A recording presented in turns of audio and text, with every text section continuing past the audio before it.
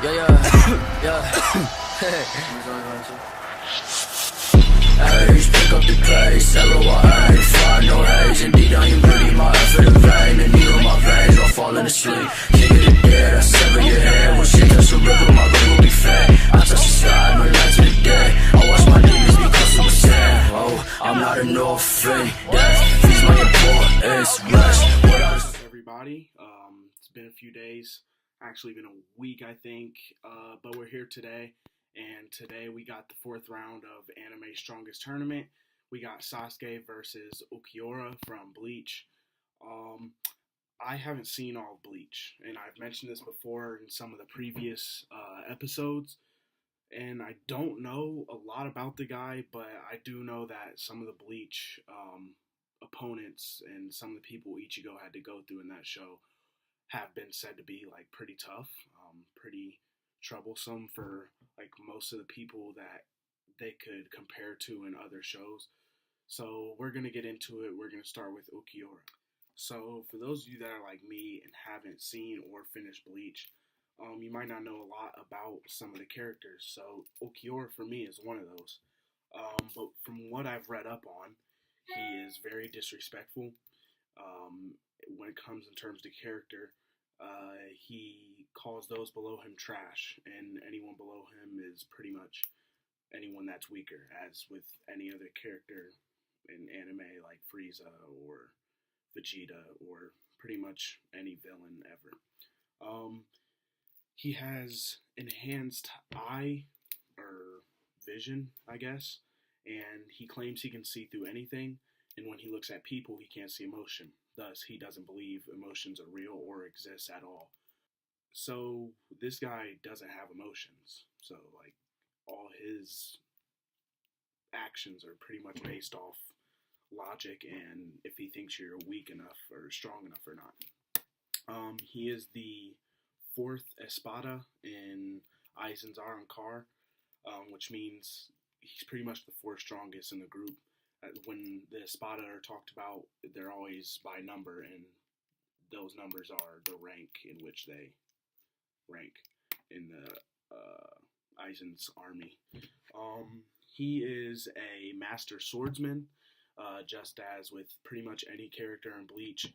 But, however, at the same time, he doesn't use his sword. He never draws his sword unless he feels the opponent is worthy.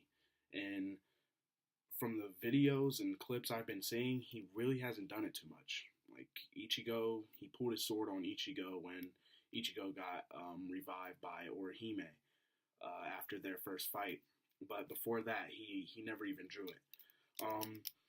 He's also master of hand-to-hand combat. With that being said, if he doesn't draw his sword, he can only resort to one thing. He feels it is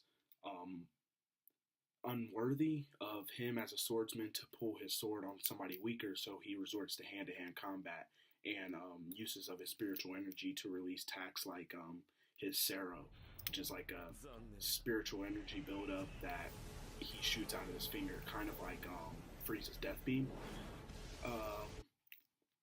He's a Sonido master, which means he has speeds like greater than most people in the show. Even when his first fight came about against Ichigo, he was overwhelming Ichigo with how fast he was. Ichigo couldn't keep up, and we all know how fast Ichigo is. So he does have great speed and great strength. He has immense spiritual energy, or spiritual power is the right term, which allows him to overwhelm most of his opponents just by like building up ki or chakra, like in Dragon Ball or Naruto. Also, with his resurrection after being defeated by I'm not sure who, let me know if you do know in the comments.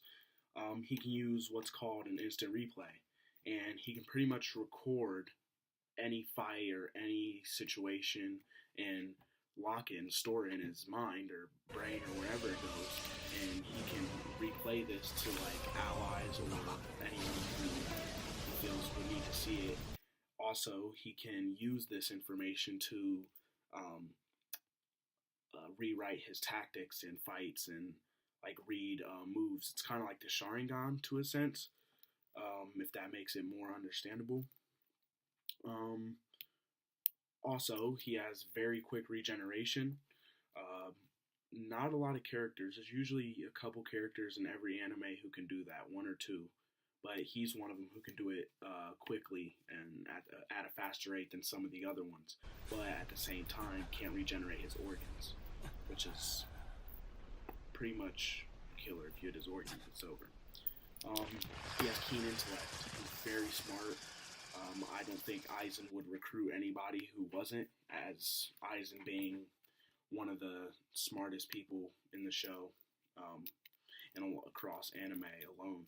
So we definitely can't underestimate his brain power and how he can apply that to fights and tactics and whatnot. His Cero is eventually upgraded to what's called the Cero Oscurus. I think that's how you pronounce it. Correct me if I'm wrong. But he only uses that after resurrection, and it's pretty much like the Cero apparently is coordinated by power in terms of color, and his is green. I don't know what which like colors are the strongest, but there I believe is green, red, black, and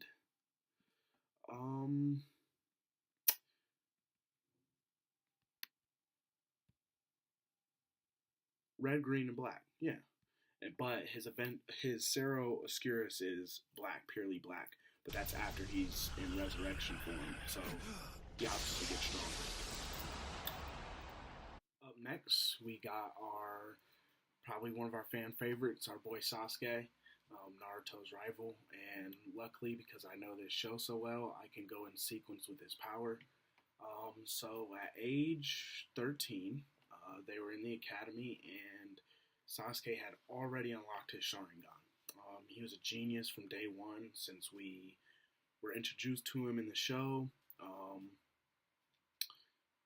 Then, some time went by. He gets captured by Orochimaru's Sound Ninja 4, and Orochimaru gave him a curse mark. Obviously, turns him into a beast. I don't know what you want to call it. And then he uses that to fight Naruto at the Valley of End when they were 13 and they departed. That was right at the end before it went from Naruto to Naruto Shippuden. Coming into Naruto Shippuden, he had been with Orochimaru for some time. 3 years, I believe it was 3 years that went by. There's 16 all through Shippuden. He had been training, and what better teacher than Orochimaru to combat his rival, whose teacher was Jiraiya. There he learned Kirin, which upon seeing Naruto for the first time in Shippuden, was going to use that to end his life, but Orochimaru told him, stop, no, he can't do that. Don't use that jutsu yet. He also evolved his Chidori into a Chidori that can pretty much shoot, but it only had a 20-meter range. We first saw that when, I think he was training, but in an actual fight it was against Deidara. He can also, at this point, use his sword very well, the Kusanagi sword. That he has with him pretty much for the rest of the show, and he still has with him, and even in Boruto. Later, he fought his brother Itachi. That was a very, very good fight. I love this fight. It's one of my favorites. Itachi ends up virtually killing himself just so Sasuke can unlock his Mangekyo. And after Itachi's death, Sasuke was so hurt that that's exactly what he did, and Itachi knew what he was doing. After unlocking the Mangekyo, it allowed Sasuke to use Amaterasu, the eternal black flames that destroy anything they touch until completely disintegrated. Sasuke, I think he learned some genjutsu.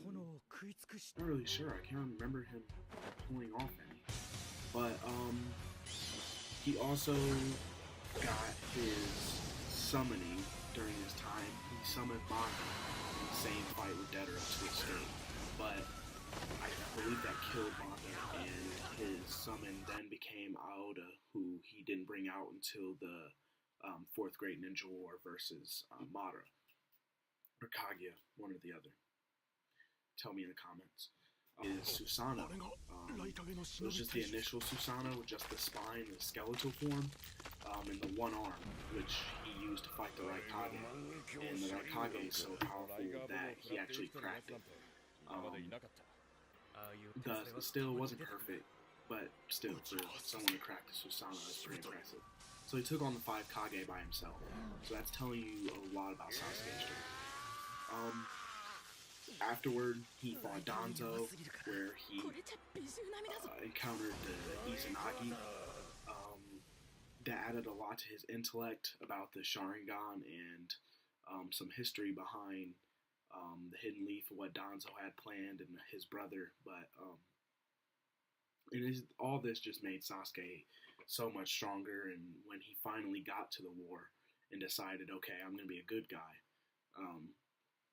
he used all of these new powers and intellect he got to pretty much motivate him into fighting Madara and helping Naruto, and what was pretty much the Allied Shinobi forces being their savior along with Naruto. He eventually died. He did get killed by Madara, but was revived by the Sage of Six Paths, and when he came back, that allowed him to unlock the Rinnegan. And with this Rinnegan, he can teleport dimensions. He pretty much perfected the body flicker technique by allowing him to switch places with any object, literally any object in the area. And I believe they say it can go up to a distance of 100 meters, as seen when he used it versus Naruto in their final fight. They say they were 100 meters apart, but yeah, that's quite a distance.